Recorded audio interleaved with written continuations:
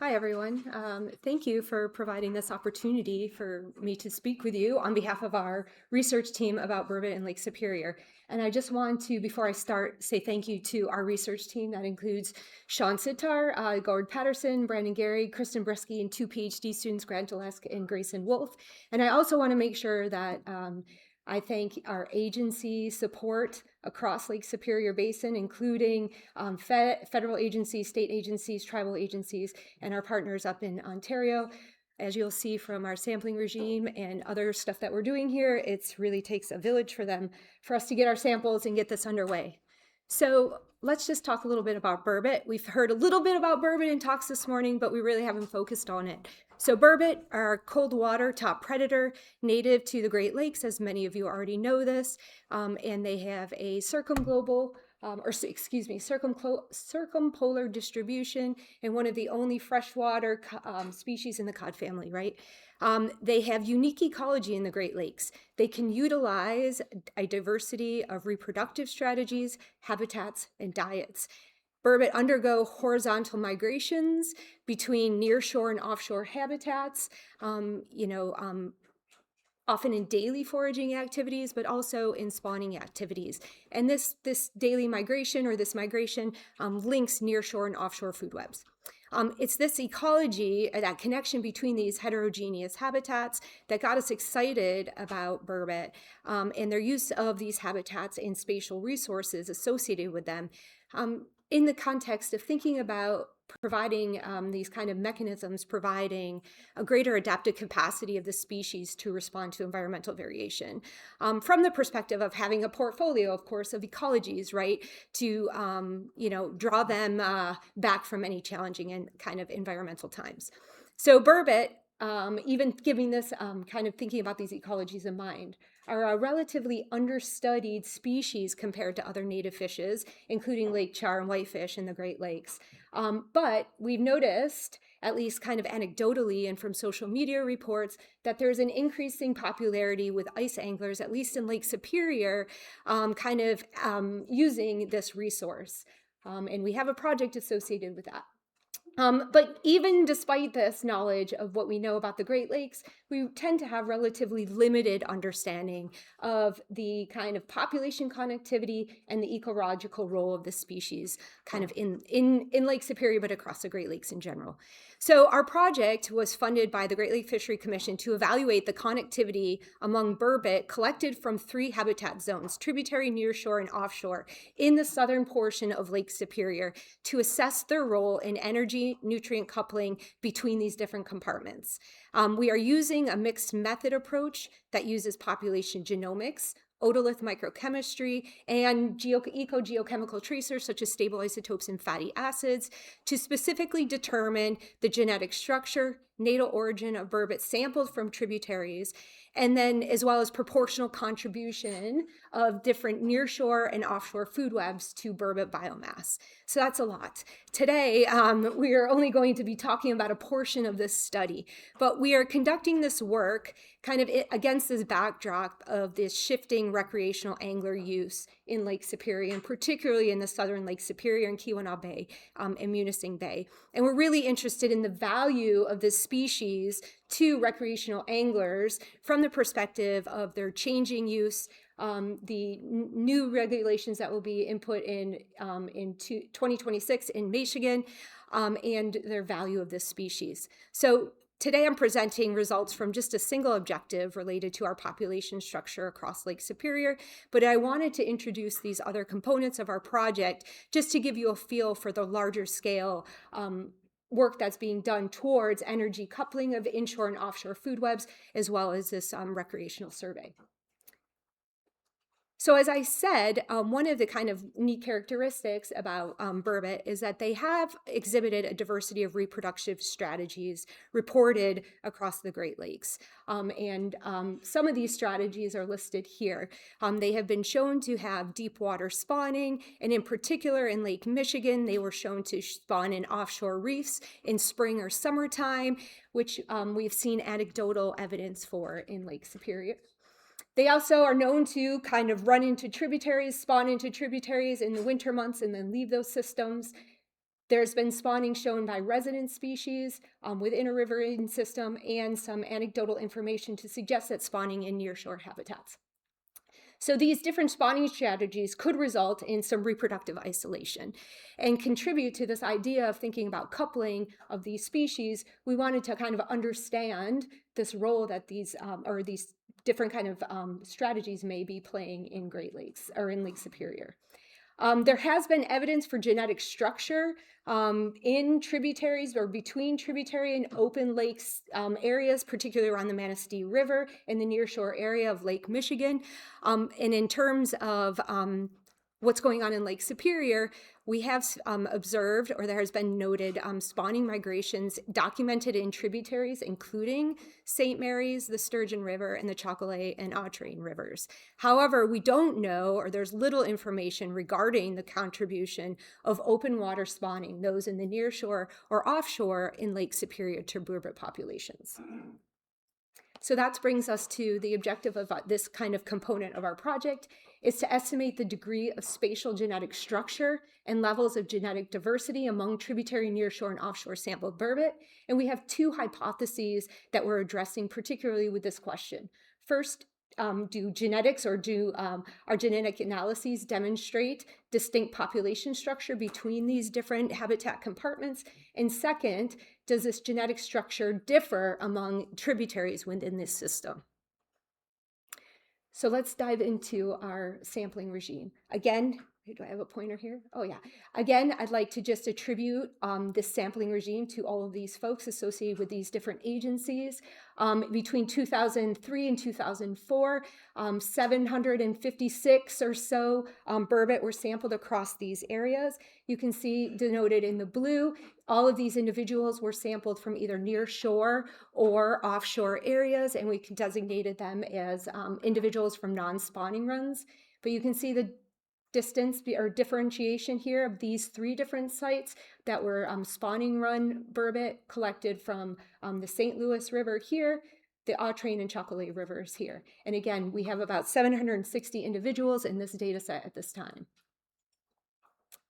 I'm not going to spend a lot of time telling you about how we oh, there goes the words. How we have our data. Ben did a nice job this morning talking about SNPs, but briefly what I'll say is that, we collected fin clips from our individuals. We extracted DNA. We used a SNP panel, or a single nucleotide polymorphism panel with 331 SNPs generated by the Campbell Lab out in Idaho to sequence our data. And ultimately, we did our data analysis where we clustered our genotypes with similar allele frequencies that I'm going to show you. If you want to talk specifically about our methods, please catch me afterwards. But this is largely what we're presenting on today. So let's dive directly into these data. Here, what I have represented is a simple structure plot. What is indicated here is each line, which is very tiny and you don't necessarily see, is individual burbot. So there's 756 burbot across this axis, and their assignment probability to a particular genetic cluster. So the take-home message from this figure is that our data identified 5 genetic clusters across that sampling regime and across all of those burbot identified in the previous slide. A couple of things to point out here is that each cluster represented by a different color. You can see that some of them have very strong what I should say is are unique in the sense that there is one cluster per individual. Across the top here, which may be a little bit more difficult to see, is that there is a green cluster that is clearly low frequency within an individual, but is ubiquitous across all individuals. So what we can take home from this is that there's 5 genetic clusters identified, as well as the majority of individuals are assigned to one genetic cluster. And what we don't see is a lot of mixture between the different clusters within a single individual. And we largely are seeing primarily, particularly if you look at this yellow color, one genetic cluster in an individual. So it's nice to be able to distinguish them under this kind of certainty, right? If we look at this in a more spatial distribution, and here, this PCA is solely visualizing all of those individuals. So these are each individuals by and they were clustered out into a PCA by particular characteristics. And in this case, we're observing lake versus tributary and nearshore versus offshore. So if we start at PC1 here, our clusters, the purple and blue, are separating clearly from the yellow and the green here. And when we look at this more clearly, these are largely individuals that were sampled from the lake ecosystem. These are individuals sampled specifically from the tributary ecosystem. So along our PC1, we're separating or seeing a separation in genetic clusters between these two different habitat compartments. On the PC2, our greatest separation comes from nearshore and offshore, and really it targets and addresses this cluster, this blue cluster from this purple cluster, which this blue cluster tends to be associated with a more nearshore individual sampled versus this being an offshore individual sampled. And to make that a little bit more clear, if we look at this depth range relative to that group membership, so basically transitioning these individuals by depth, we can see that that purple color that identified as more of an offshore is found in the most notably in the deeper regions of Lake Superior, individuals that were sampled greater than 80 meters in depth, whereas that blue cluster here tends to associate with a more nearshore habitat, largely being dominated in the 0 to 50 meters depth of Lake Superior. And again, these individuals in our tributary are not surprisingly only found in the really shallow areas, right? So if we look at this more specifically across space, this figure here is simply denoting the average proportion of genetic clusters in an area. So when you look at one of these pie charts, this is the kind of proportion of individuals that have that genetic cluster. So for example, if we look down here at the Chocolate River, 30 individuals were sampled in the Chocolate River. 28 of them were dominated by that yellow cluster. So it's maybe a little bit of a kind of misleading, but the majority of Burbot are represented by one genetic cluster. So it gives you a perspective of the individuals in these areas. So when we look at this in particular across place, we've already shown you that there is tributary specific individuals, as well as kind of individuals that are more associated with the nearshore or the offshore. And the first thing we'd like to note is that in these tributaries, the Chocolate and the Autrain, these are spawning run individuals that were sampled in January during that spawning run, that the majority of individuals that were sampled really have this unique cluster identified by this yellow color. Similarly, if we look over here in the St. Louis River, we can see that the individuals sampled within that system have a relatively unique cluster relative to, or not unique, different relative to what we see out in the open water system. And what we can see is that individuals that are off in the kind of nearshore area, things like in Wisconsin 1, 2 here, over here in Michigan 6 and Michigan 7, is that there is a kind of greater diversity of those clusters within these locations relative to what we see here, right, in our riverine systems. And one other thing I'd like to point out is that if we look at the gene flow among locations, and we think about the way that some of these spawning strategies, might play out in these different systems, we can see here again that these two riverine systems are really unique and dominated by that kind of what we've identified as that Chocolate and Autrain cluster. But when we look out into the lake system itself, we don't see a large number of individuals that share that genetic cluster. So here we can see 1 or 2 individuals over in MI7, 1 or 2 individuals over at MI4, and a couple of individuals making their way all the way over to the western arm. So it acts in kind of the way we're thinking about this is that the chocolate and the autrain are acting as kind of a source population rather than a sink population with the other clusters entering that system.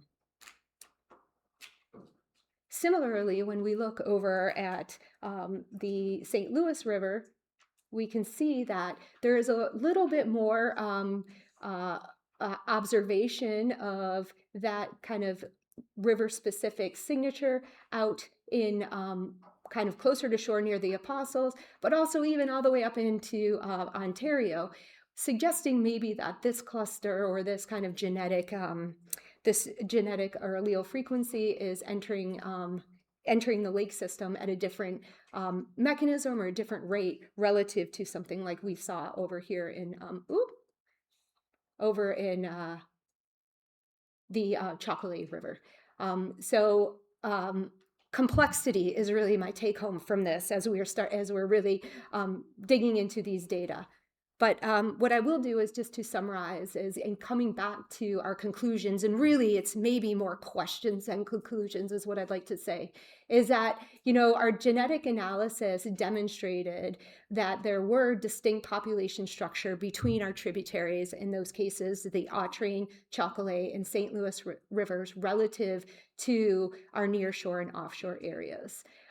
We did see that from that structure plot that the individuals, their genetics were primarily related to a single cluster. So we're confident in saying that we're seeing these differences between these different habitat compartments. There was higher allelic diversity in the lake species or the lake individuals collected relative to the tributaries. This kind of leads us to be thinking about our next steps and how we might quantify spawning in nearshore waters or in deep water habitats, right? So we're just tracking the genetics, whether we can say much related specifically to their reproductive strategies. That's maybe the next step in a next project. But for this cases, we are actually seeing some distribution and distinction between tributary, nearshore, and offshore.